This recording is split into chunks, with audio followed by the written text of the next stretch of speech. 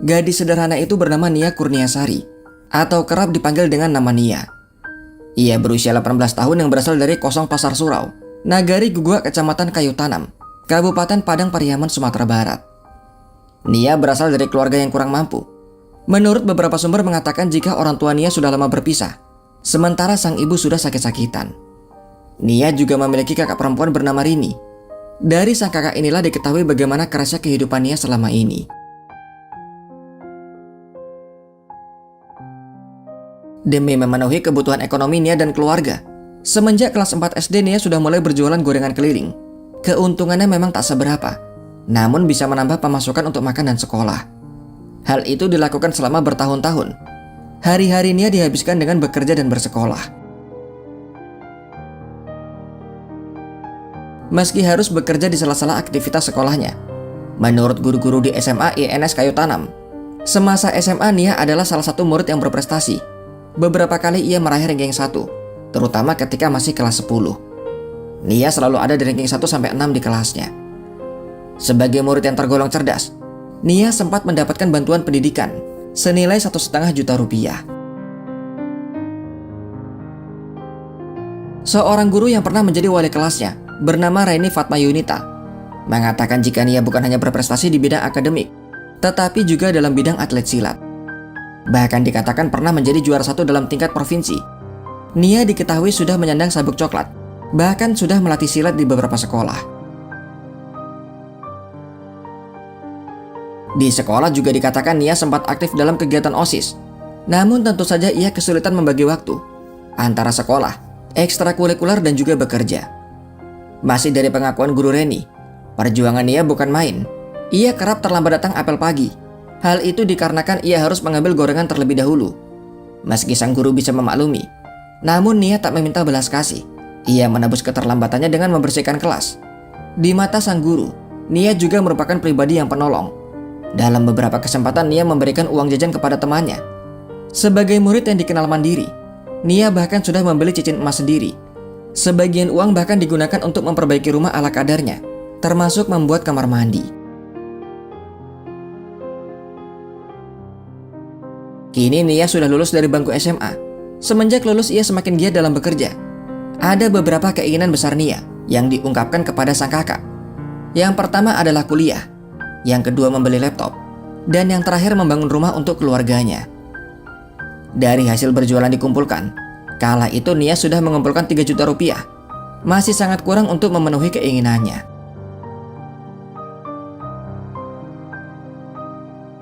Dari pengakuan pembuat gorengan juga sang kakak, Nia mengambil gorengan dari pembuatnya seharga 800 rupiah. Kemudian ia jual dengan harga 1.000 rupiah.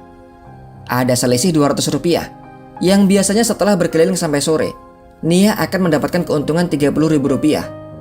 Maka untuk mempercepat tabungannya terkumpul, Nia juga bekerja sebagai tukang ojek, profesi yang biasa ditekuni oleh pria. Bahkan tak hanya itu, Nia juga tak sungkan untuk bekerja sebagai kuli panggul.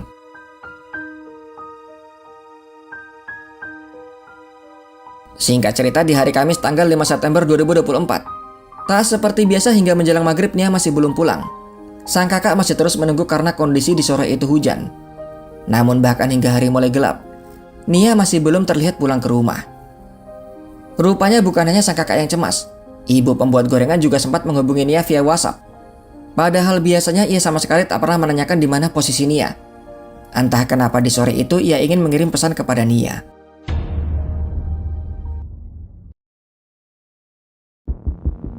Waktu terus berjalan perlahan bagi keluarga Nia. Hingga di pukul 7 malam Nia masih belum pulang. Maka sang kakak mengabari semua kerabat juga bertanya kepada warga. Barangkali ada yang melihat. Baru kali ini sampai malam Nia belum pulang. Informasi kemudian didapat dari seorang bernama Pak Buyung. Pak Buyung mengaku sempat melihat Nia di sekitar pukul 6 sore. Namun ia tak tahu lagi kemana Nia pergi, karena memang di kala itu hanya melintas berjualan. Ketika laporan dibuat ke kantor polisi, polisi mengatakan kehilangan Nia masih belum bisa diproses karena belum 1 kali 24 jam. Barulah keesokan harinya, Jumat 6 September 2024, polisi menyatakan Nia hilang. Tim gabungan langsung dikerahkan untuk melakukan pencarian. Begitu pula dengan warga yang beramai-ramai ikut membantu. Polisi pada akhirnya mulai menemukan petunjuk ketika ditemukan gorengan yang tercecer di sekitar semak-semak, sejumlah uang hasil jualan, dan juga jilbab yang tersangkut di sebuah ranting. Ketika terus ditelusuri, polisi menemukan semak-semak yang rusak. Di saat itu belum diketahui apa yang terjadi, namun nampak seperti jejak perlawanan. Minggu 8 September 2024, yang merupakan hari ketiga pencarian, mereka terus menelusuri semua area sejauh 2 km. Hingga akhirnya tim SAR menemukan sebuah gundukan tanah yang masih basah, yang tertutup oleh serasa dedaunan bambu. Baru saja tanah tersebut dicangkul, langsung terlihat sebuah bahu tanpa busana, yang ternyata itu adalah Nia. Informasi ditemukannya Nia dalam keadaan tanpa sehelai benang dan terkubur, membuat sang kakak dan ibu langsung pingsan. Dari sinilah penyelidikan akhirnya dimulai. Sudah dipastikan Nia adalah korban kejahatan. Polisi di kala itu langsung bergerak mengumpulkan semua bukti. Ada rekaman CCTV, juga ada 22 saksi yang diperiksa. Dari lokasi terakhir Nia berjualan, kecurigaan mengarah kuat kepada seorang bernama Indra Septiawan. Selain Indra nongkrong di dekat lokasi, sempat membeli gorengan Nia menurut beberapa saksi. Ia juga ternyata residivis dengan rekam jejak yang sangat mengerikan. Dugaan semakin diperkuat dengan kesaksian dari seorang teman Indra. Indra rupanya dengan bangga mengatakan bahwa ialah yang memperkosa juga menghabisi Nia. Karena pernyataan dari saksi kunci inilah, polisi langsung menetapkan Indra sebagai tersangka dan mulai melakukan pengejaran. Menurut keterangan polisi, Indra atau bernama lengkap Indra Septiawan merupakan pria berusia 26 tahun dan ia bukanlah orang sembarangan. Jejak kejahatannya sudah tercatat di polisi semenjak tahun 2013 ketika Indra masih berumur 15 tahun. Ia terjerat kasus pencabulan anak karena masih di bawah umur. Indra akhirnya dimasukkan ke lapas anak. Tak hanya sampai di situ, di tahun 2017 Indra kembali masuk ke dalam sel. Kasusnya kali ini berbeda, yaitu penyalahgunaan obat terlarang. Menurut tantenya bernama Suryati, setiap kali melakukan kejahatan, Indra selalu berjanji tak akan mengulanginya. Namun pada akhirnya janji itu diingkari. Rupanya Indra bukan hanya bermasalah dengan polisi, dengan warga pun juga sama, di mana Indra kerap kedapatan mencuri hasil kebun. Namun warga tak ingin memperpanjang masalah tersebut ke polisi. Seorang warga bernama Desi mengatakan, Indra sejak kecil merupakan anak piatu. Sang ibu sudah meninggal, sementara sang ayah sibuk bekerja sebagai supir. Indra tumbuh tanpa pengawasan yang baik dari orang tua. Kini dengan Indra yang menghilang entah kemana, sang tantelah yang ketakutan. Suryati takut diamuk oleh massa, apalagi warga nampak sangat marah. Suryati minta Indra untuk segera pulang mempertanggungjawabkan apa yang telah ia lakukan. Ia juga mengatakan keluarga akan mendampingi dalam proses hukum. Sementara itu pencarian terus berlanjut. Polisi sempat melakukan penyergapan, namun Indra berhasil lolos. Polisi hanya menemukan tas dan sandal Indra. Kemudian penyergapan kedua di hari ke-9. Entah bagaimana lagi-lagi Indra bisa lolos. Tak hanya lolos dari polisi, Indra juga berkali-kali bisa lolos dari warga. Seorang bernama Mas Dianto sempat terheran. Di kala itu ia memang tengah mencari Indra bersama warga lainnya. Indra sempat terlihat di sebuah kebun tanpa mengenakan baju. Ketika dikejar, Indra lari ke jurang kemudian ke sawah. Selanjutnya lenyap begitu saja ketika masuk ke dalam semak-semak. Meski berkali-kali bisa lolos, namun gerak Indra semakin terbatas. Masyarakat yang sudah geram terus melakukan pencarian, juga memblokade beberapa jalur. Di hari Kamis 19 September 2024, warga melapor curiga dengan sebuah rumah yang kosong. Rumah tersebut tak dihuni karena pemiliknya tinggal di tempat lain. Polisi pun langsung bergerak, namun ketika sampai di lokasi, ternyata warga sudah memenuhi sekitar rumah. Namun belum sampai masuk ke dalam rumah karena kondisi terkunci dari dalam. Benar saja, ketika polisi mendobrak paksa pintu, Indra pada akhirnya ditemukan di celah loteng rumah. Ia diturunkan paksa oleh polisi juga warga. Nyaris saja, jika di kala itu tak ada polisi, entah bagaimana nasib dari Indra. Ada polisi pun warga yang mengamuk tetap berusaha untuk menyerang. Indra tertangkap setelah 10 hari menjadi buron. Pasca penangkapan, dari keterangan Indra polisi mencoba untuk kembali menelusuri TKP. Ditemukanlah dua barang bukti pendukung. Satu adalah celana Nia yang hanyut di sungai sejauh 1,5 kilometer. Dan satu lagi adalah cangkul yang digunakan untuk mengubur. Ditemukan 400 meter dari TKP.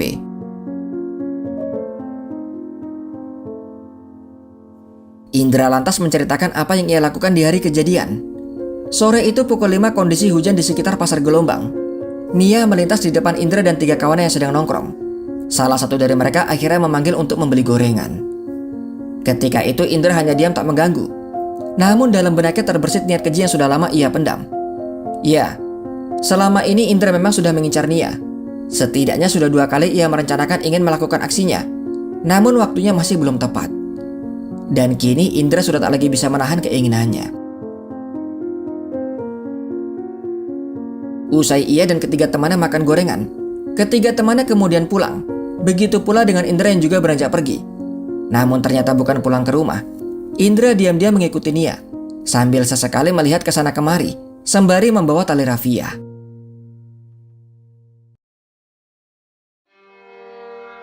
Awalnya Indra mengaku hanya ingin saya saja. Namun ketika ia membekap Nia dari belakang, rupanya Nia melakukan perlawanan. Indra akhirnya semakin menguatkan bekapannya. Diperkirakan dibekap hingga 6 menit. Nia pun akhirnya tak sadarkan diri. Indra mengaku tak tahu apakah Nia hanya pingsan atau sudah tak bernyawa. Indra tak memperdulikan kondisi Nia.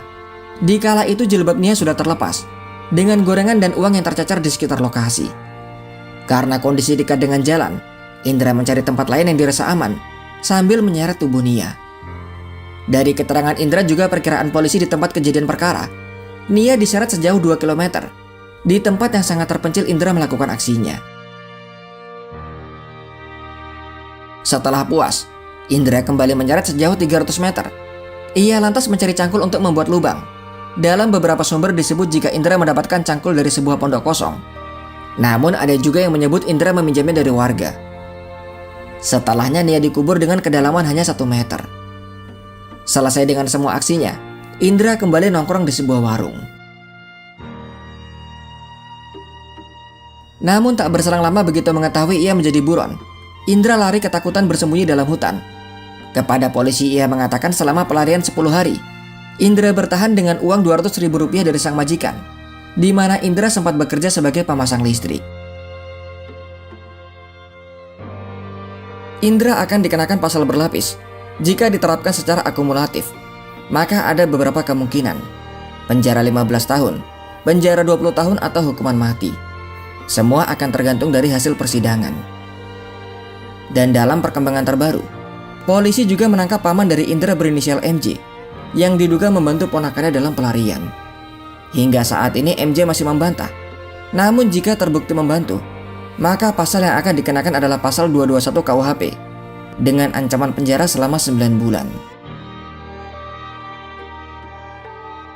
Sementara itu di kampung, warga yang bersimpati akhirnya membangunkan rumah sesuai harapan Nia. Meski Nia telah tiada, namun setidaknya salah satu keinginannya akhirnya terpenuhi. Jika ada kesalahan dalam video, informasi yang kurang atau pendapat yang berbeda, silahkan berikan komentar kalian. Sampai di sini kisah dari admin. Sampai jumpa kembali di video selanjutnya.